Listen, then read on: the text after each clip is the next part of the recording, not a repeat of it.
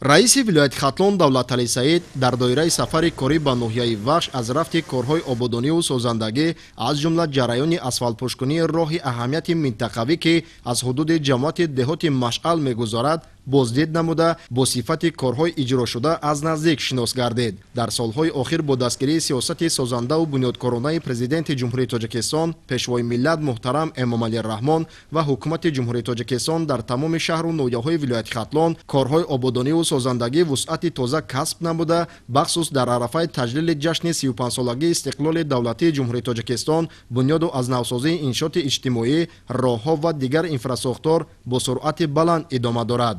Дар ноҳияи Вахш низ сокинону соҳибкорони ватандӯст бо дарки масъулияти баланди шаҳрвандӣ дар ин иқдомҳои созанда саҳми арзандаи худро гузошта истоданд. тавре иттилоъ дода шуд, дар партави сиёсати созандаву бунёдкоронаи давлат ва ҳукумати ҷумҳурии Тоҷикистон бо ташаббус ва саҳмгузории соҳибкори ватандӯсти ноҳия Муҳибуллоҳ Ҳабибов, инчунин бо иштироки фаъоли сокинони маҳал роҳи аҳамияти маҳаллидоштаи Вахш Данғара дар масофаи 13 километр пурра ва бо риояи талаботи техникиву сохтмонӣ асфалтпӯш карда шуд.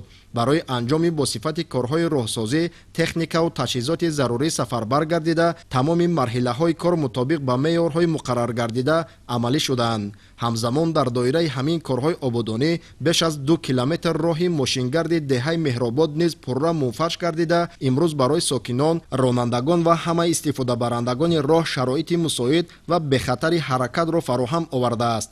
ба гуфтаи сокинон солҳои зиёд чунин мушкилоти роҳ вуҷуд дошт ва акнун бо дастгирии соҳибкорони ватандӯст ва ҳамбастагии аҳолӣ ин масъала ҳалли худро пайдо намуд. таъкид гардид ки мунфарш намудани ин роҳ барои рушди инфрасохтори нақлиётии ноҳия аҳамияти калон дошта, ба таъмини ҳаракати бемамонияти воситаҳои нақлиёт, коҳиш ёфтани хароҷоти нақлиётӣ, беҳтар гардидани хизматрасонии мусофиркашонӣ, осон шудани интиқоли маҳсулоти кишоварзӣ ба бозорҳои истеъмолӣ ва баланд гардидани сатҳи хизматрасонӣ ба аҳолӣ мусоидат мекунад. инчунин роҳҳои навбудён имконият фароҳам меоранд ки фаъолияти соҳибкорону кишоварзон боз ҳам густариш ёфта, равуои сокинон дар тамоми фаслҳои сол осон гардад. раиси вилояти Хатлон Давлатали Саид зимни суҳбат бо соҳибкори ватандӯст Муҳибуллоҳ Ҳабибов, фаъолон ва сокинони ҷамоати деҳоти Машъал барои чунин иқдоми нек изҳори қаноатмандӣ намуда, саҳми онҳоро дар рушди инфрасохтори маҳаллӣ ва ободии диёр намунаи барҷастаи ватандӯстӣ, масъулиятшиносӣ ва ҳамбастагии ҷомеа арзёбӣ кард. қайд карда шуд ки имрӯз маҳз ҳамкории судманди давлат, соҳибкорон ва аҳолӣ заминаи устувори рушди маҳалҳоро фароҳам овардааст. ҳар иқдоми созандае ки бо иштироки фаъоли мардум амалӣ мегардад, барои баланд бардоштани сатҳу сифати зиндагии сокинон ва рушди устувори минтақаҳо аҳамияти бузург дорад. масъулин таъкид намуд ки дар арафаи таҷлили 35-солагии истиқлоли давлатии ҷумҳурии Тоҷикистон саҳми соҳибкорони ватандӯст ва сокинони фаъол дар татбиқи корҳои ободониву созандагӣ шоистаи таҳсин буда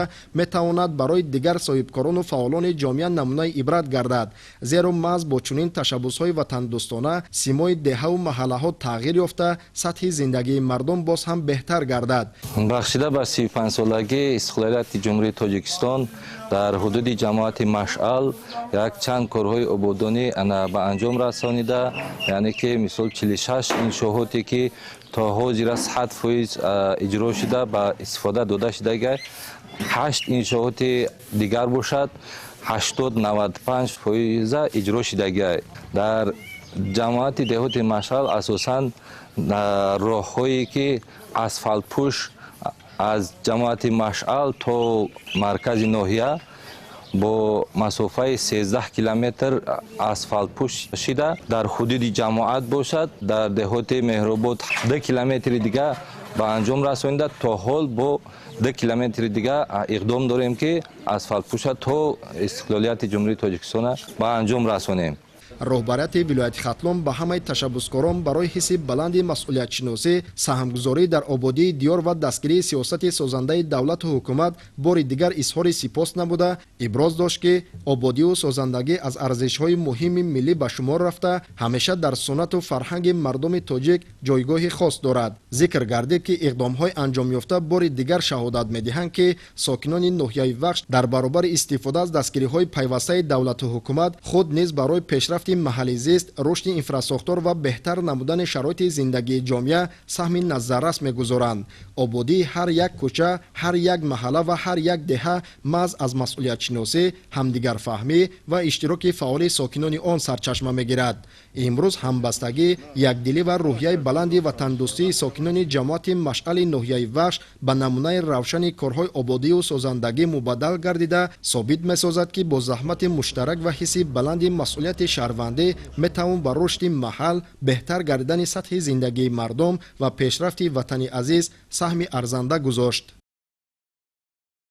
در ادامه سفر کاری به ناحیه وخش، رئیس ولایت ختلان دولتعلی سعید از جریان کارهای ساختمان مؤسسه تا مکتبی در دهه مهرآباد جماعت دهات مشعل دیدن نموده با رفت کارهای ساختمانی و سطح اجرای کارهای بنیادی شناس گردید. طور اطلاع داده شد انشاء مذکور با تشبث و مبلغ گذاری صاحبکار محلی محیب الله حبیبوف با ارزش عمومی 2 میلیون سومانی بنیاد گردیده ایستاده است. ساختمان مؤسسه با مقصد فراهم آوردن شرایط مساعد تعلیم و تربیت برای کودکان سنی تا مکتبی و تطبیق سیاست اجتماعی دولت در سمت رشد ساحه معارف راه اندازی شده است. اطلاع داده شد که بنای مؤسسه تا مکتبی از 2 آشیانه عبارت بوده. طبق لایحه برای فراگیری بیش از 150 نفر کودک پیش بینی گردیده است.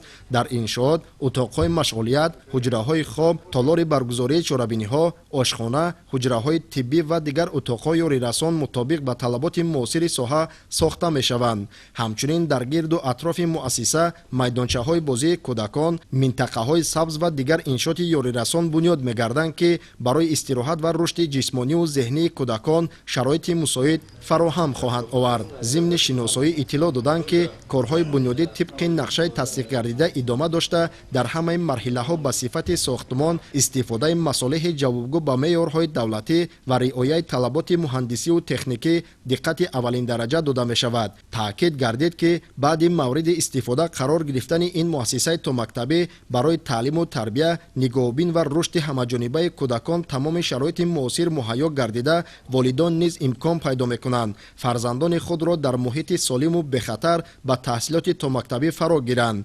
رئیس ولایت ختلان دولتعلی سعید ضمن بازدید از رفت کارهای ساختمانی به صفت اجرای کارهای بنیادی، رعایت استانداردهای ساختمانی و مهلت‌های معین گردیده لایحه توجه مخصوص ظاهر نموده به مسئولان ساختمان و تشبثکاران جهت تامین صفت بلند، استفاده مصالح با صفت، رعایت طلبات بخطری و در مهلت مقرر گردیده به انجام رسانیدن کارهای ساختمانی توصیه و دستورهای مشخص داد. طبق اطلاع مسئولین، مؤسسه تا مکتبی نو در عرفه تجلیل از جشن 35 سالگی استقلال دولتی به استفاده داده می شود. با مورد بهره برداری قرار گرفتن این انشاءات اجتماعی بیش از 150 نفر کودک به تحصیلات تا مکتبی فرا گرفته شده. برای آنها شرایط جوابگو به طلبات زمان، محیط مساعد تعلیم و تربیت و امکانات‌های بهتر برای رشد ذهنی و جسمانی مهیا خواهد گردید.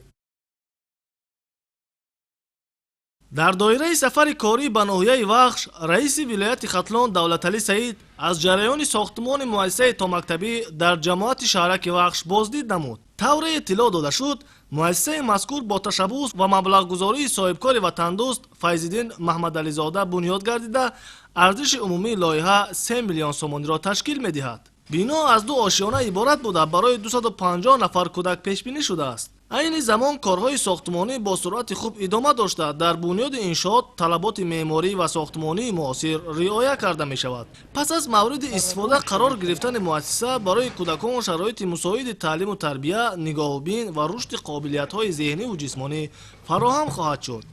ضمن بازدید رئیس ولایت با رفت کارهای ساختمانی شناس شده به صفت کارهای اجرا شونده و در مهلت معین شده انجام دادن آنها توجه مخصوص ظاهر نمود. تاکید گردید که رشد مؤسسه‌های تا مکتبی یکی از سمت‌های مهم سیاست اجتماعی دولت به حساب می‌رود.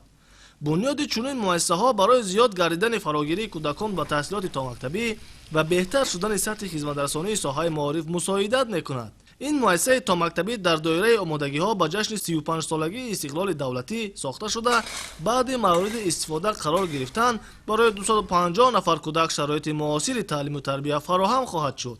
در ادامه سفر کاری به ناحیه وخش، رئیس ولایت ختلان دولتعلی سعید با رفت کارهای ساختمان ورزشگاه مرکزی ناحیه که در حدود جماعت شهرک وخش بنیاد گردیده ایستاده است شناس شد. طور مسئولین ساحه اطلاع دادند انشاءات مذکور با مبلغ گذاری مقامات اجرایی حاکمیت دولتی ناحیه وخش و سهامگذاری صاحبکاران وطندوست ساخته شده ارزش عمومی لایحه زیاده از 8 میلیون سومانی را تشکیل می‌دهد. موافق تر ورزشگاه دارای 7000 جای نشست بوده بعد مورد استفاده قرار گرفتن برای برگزاری مسابقه‌های سطح جمهوری و منطقوی، چاره‌بینی‌های عمومی و رشد ساحه تربیت جسمانی و ورزش در ناحیه شرایط مساوی فراهم خواهد آورد. با مسئولین جهت انجام با صفت و سریوقتی کارهای ساختمانی، استفاده مسئله جوابگو با استانداردهای معاصر و مهیا نمودن تمام اینفراستراکچور ضروری برای مشق و تمرین ورزشکاران و برگزاری مسابقه‌ها دستور داده شد. تاکید گردید که بنیاد ورزشگاه مرکزی ناحیه وخش در دایره کارهای آبادانی و سازندگی بخشیده به جشن 35 سالگی استقلال دولتی عملی گردیده برای رشد و عمومیت ورزش، ترغیب طرز حیات سالم، جلب نوجوانان و جوانان به مشغولیت‌های ورزشی و تربیت ورزشکاران بالای قد زمینه استوار فراهم می‌سازد. رهبریت ولایت سهم مقامات محلی و صاحبکاران وطندوست را در بنیاد چنین انشاءات مهم اجتماعی ارزشمند ارزیابی نموده ابراز داشت که همکاری ثمرناک دولت و بخش خصوصی در تطبیق لایحه‌های سازنده برای رشد اینفراستراکچور ناحیه، بهتر گردیدن شرایط زندگی ساکنان و تحکیم اقتدار اجتماعی و اقتصادی اهمیت کلان دارد. با مورد استفاده قرار گرفتن این انشاءات ورزشی، ساکنان ناحیه وخش بخصوص جوانان صاحب مکان زمانوی برای مشق و تمرین، برگزاری مسابقه‌های گوناگون ورزشی و رشد استعدادهای نو خواهند گردید.